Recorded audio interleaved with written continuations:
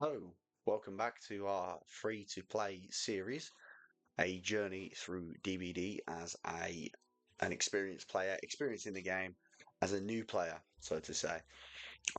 Without the use of content, we go forward, we work on what we can get, um, and basically the end game goal of this, I'm not too sure where this series is going to go, how far we take it, where we end up. I just know that I play on this account not regularly, only during this YouTube video, never any other time, and I just go forward and so forth and so on. So hopefully we can get some good games in today. Um, Last episode was a bit of um, sort of an introduction to the series, sort of teaching some maybe new players certain perks you want to go for. This one's going to be based more on the gameplay, what you want to look for, still teaching you and still walking you through which characters to go for next. As I said, this is just a mini series that I'm doing, and we will look at doing other content in the future for this YouTube channel. So yeah, I'm gonna load up Dead by Daylight. We're gonna play a few games, nothing too serious. But yeah, this is just basically it's like an episode 1.5, so to say, more focused on the gameplay for Survivor, more focused on getting a few games in rather than only having the two that we had last episode and just really pushing forward. So I will catch you in the fog. So here's where we left off last episode. We got Jake to prestige 1. We started spending some points onto Feng Min. Onto Meg Thomas, because we're catering to Steam, Windows, and Epic to make sure that you are getting the same sort of experience as the console players. So we're going to continue playing Jake today. I've swapped out my build. As I said, resilience is just a personal choice. I would still recommend Kindred to anyone learning this game, so you know what your teammates are doing when you are on the hook, and your teammates know what your other teammates are doing when you're on the hook, and when other teammates are on the hook, you'll know what your teammates are doing. It's a whole thing. But yeah, this is the build I've gone for. This is something that's most optimal towards my playstyle and the way that I play the game. We're bringing in a medkit as per as a choice. We're bringing in the blood point offerings as another choice, and we just move into the first game. Okay, so we've loaded into our first game of today on the Baden Preschool 1 map. I noticed in the last episode I wasn't really playing to maybe cater noobs, people learning the game, so I'm going to try that a little bit more this time. By using the walking instead of sprinting everywhere. You do not need to sprint everywhere. You're brand new to this game. You're allowed to be a little scared. But as I said, the game requires a little bit of patience, a little bit of calm. We're going to move away from this area and we're going to go to this generator here. Doesn't matter that the terror radius is on us because he is not on us, or it is not on us because we are playing against the Dredge. Now the Dredge is an interesting killer that you will come across. This is a killer that is typically in the low to weak tier of killers. They primarily focus on locker-to-locker transportation. They have another secondary power that is a passive called Nightfall. And what Nightfall essentially does is it will make the map go very, very dark, and you will not hear the killer's terror radius. And you will have to rely on using sight to see the killer, who will be highlighted in bright white. Okay, so we popped the gen. I still do it now. After thousands of hours, it's fine. Just continue working. Now notice here on the left-hand side of the screen, I'm currently on a generator. Aphrodite is on the hook. Lara Croft is not doing anything, so I immediately have to think about what my teammates are doing at any given moment in time. Banana did go and get the save. Feng Min has unfortunately disconnected from the game, whether intentional or not, but she has left. And it's being replaced by a bot. Now I'm still working the generator. This tells Lara Croft that I am not going for the save. And you know what? We're going to do the school gen on Badham.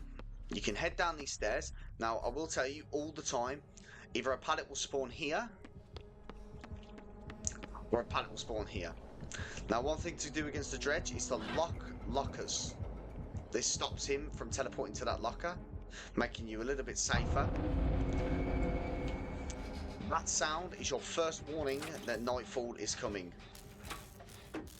When working in generator, it's a good idea to get used to how your camera control works in Dead by Daylight. Looking around at your surroundings. You can only come from these stairs, that doorway, or this here. But we will hear him long before them, so we can continue working on this gen and focus more on that locker.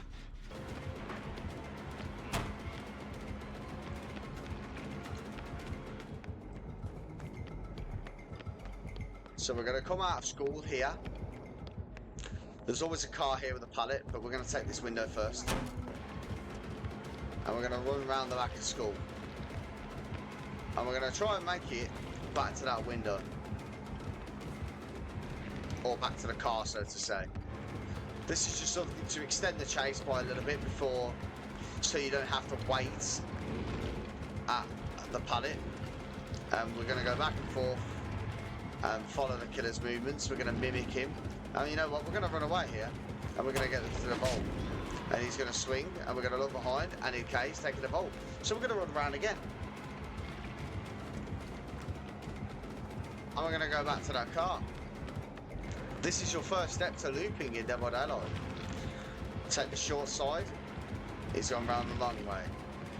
This is not a very good dredge. He would have placed down a...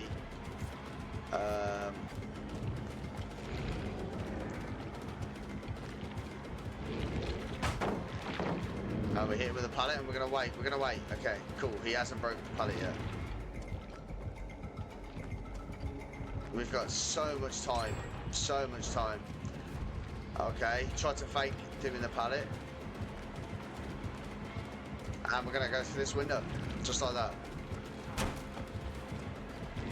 And we're going to try and make it to this car here.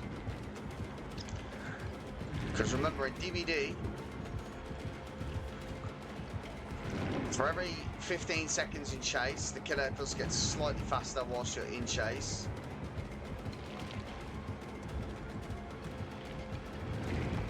So I'm going to drop this here. And he has downed me, unfortunately. He didn't fall for the bait. That's something called a 50-50. Basically, it's a 50-50 chance. If he fell for the bait and went back around the car, we would extend the chase a little bit longer. If he did what he did, which is what he did, he would down us. 50-50. It happens a lot. It will occur to you a lot. It's a chance to take. Hopefully I'm going to get saved here.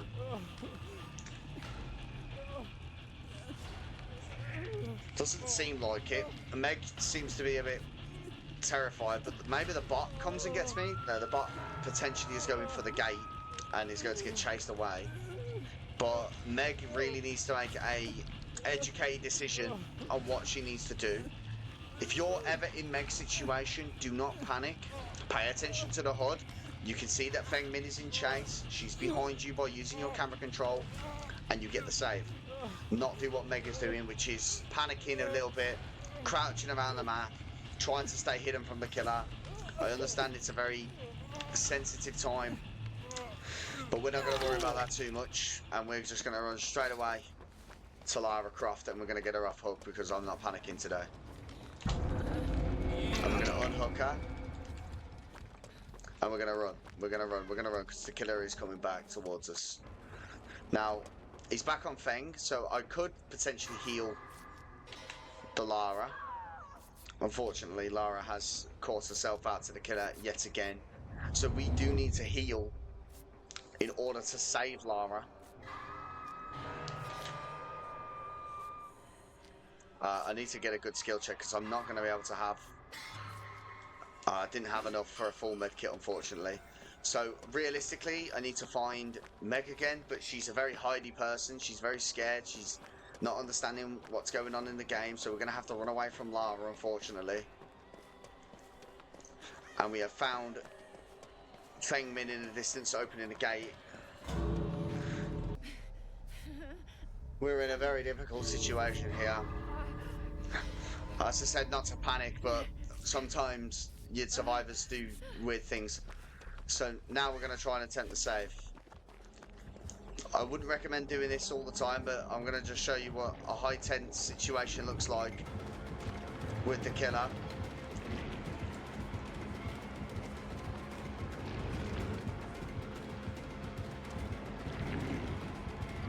And if he hits me, we escape.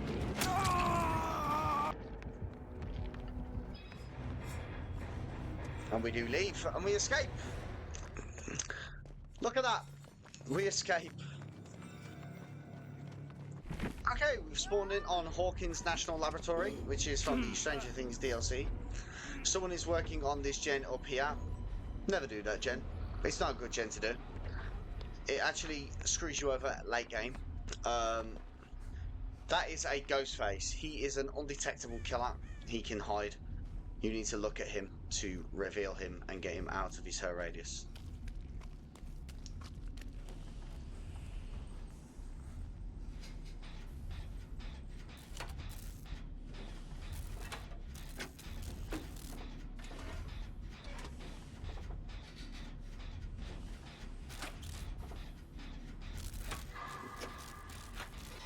Okay, so all this stuff is boring. I will catch you when something interesting happens.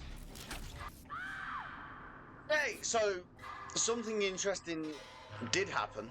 He stuck up on me, hit me, I revealed him. So I'm not dead. And we're going to head back to our gen now. Which, very nicely, Jill is working. Okay, two things. You will see down there at the bottom or the right hand side. The top one is a perk called Prove Thyself. This is a perk you unlock from Dwight Fairfield. And what this does is it gives you a 15% bonus to gen repair speeds when working a gen with another survivor. The other one is Streetwise, which at the time of recording maintains your charges for longer. It makes your items have less wear on them. But this is being changed in the next update for the Walking Dead chapter, because a lot of items and stuff are being changed, which we will go through when the time comes. We will go through every change that goes through into the game, into the main game. So just to keep you up to date with what is happening in the world of DBD. Jill Valentine got the save, but the ghost face was nearby. Meg is not working a generator. We're working a generator. I will catch you when something interesting happens. Okay, so Lara Croft is dead. This was the unfortunate result of something, not something in the game, a strategy that killers like to implement, which is called tunneling, which is going after the same survivor after they come off hook to get them out of the game quicker. It is useful against uncoordinated survivors that don't quite know what they're doing, and new players. You will experience tunneling in most of the majority of your games when you're a new player learning. It also appears at higher MMR too, so it's not something that will just phase away as the game continues.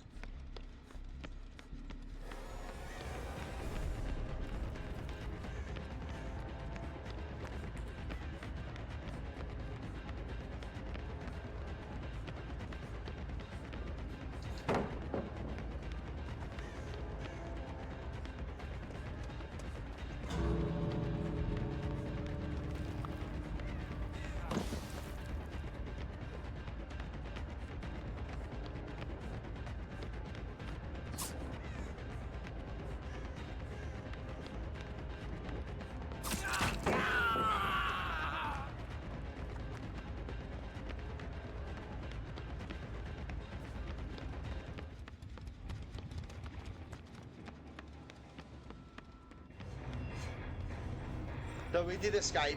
Unfortunately, that was a draw because Jill Valentine left the game early before not even trying or attempting to go for the save on the Meg, who is unfortunately going to die because of the result of that.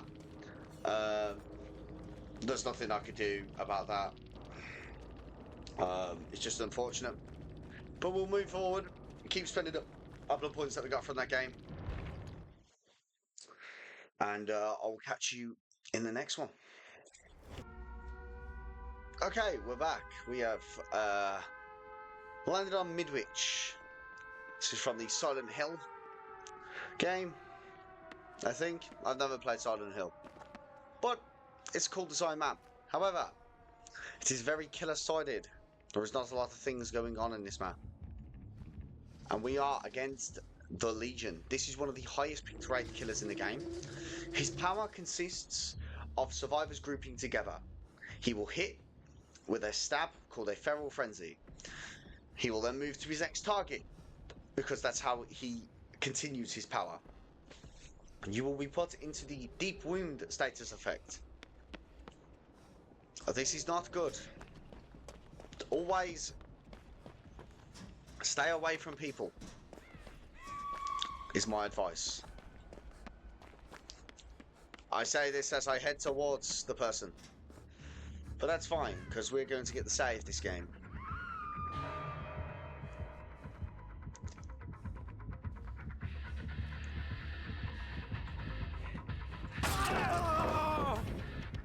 I'm not too sure on how the fuck he hit me through that pallet, but he did. So we're gonna move away, and he's a complete moron, so that's cool. We like that.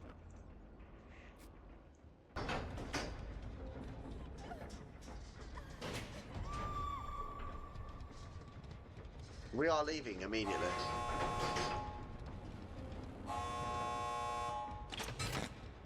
I'm gonna wait before they hook. Now leave. Goodbye. We do not need to partake in that.